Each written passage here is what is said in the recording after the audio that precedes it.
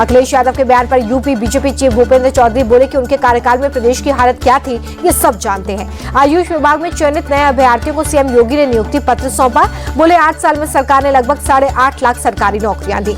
मिर्जापुर दौरे पर सीएम योगी आदित्यनाथ पिछले 10 सालों में मिर्जापुर का हुआ कायाकल्प। अगर मां विंध्यवासिनी कॉरिडोर नहीं होता तो महाकुंभ जाने में होती समस्या। राणा सांगा पर दिए विवादित बयान पर अड़े सपा सांसद रामजीलाल सुमन बोले कि इस जन्म में तो माफी नहीं मांगूंगा। रामजीलाल सुमन बोले कि मेरा मकसद किसी की भावना को ठेस पहुंचाना नहीं था, लेकिन हमें इतिहास के सच को स्वीकार करना सीखना होगा। करणी सेना के हमले के बाद सपा सांसद ने राज्यसभा के सभापति से लगाई सुरक्षा की गुहार। बोले साजिश के तहत हमला हुआ। रामजी सुमन के आवास के बाहर हुई तोड़फोड़ पर डिंपल यादव ने कहा कि इस हमले की हम कड़ी निंदा करते हैं। आगरा में करणी सेना के बवाल पर बीजेपी सांसद राजकुमार चौहान का बयान।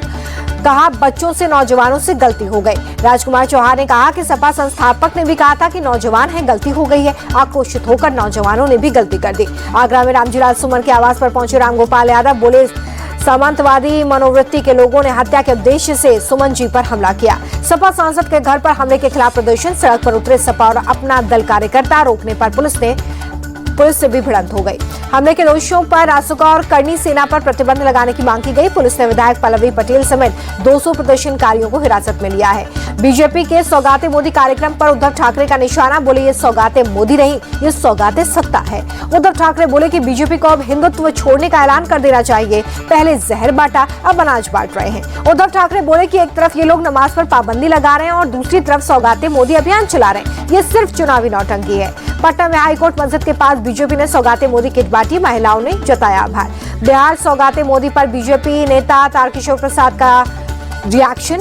कहा पसमानदा मुसलमानों को जोड़ने की हमारी कोशिश, जो समाज हमसे दूर है उनके पास जाकर हम देख रहे हैं। सौगाते मोदी पर मंत्री दानिश अंसारी बोले कि मोदी जी ने हमेशा मुस्लिम समाज को अपने परिवार की तरह समझा है।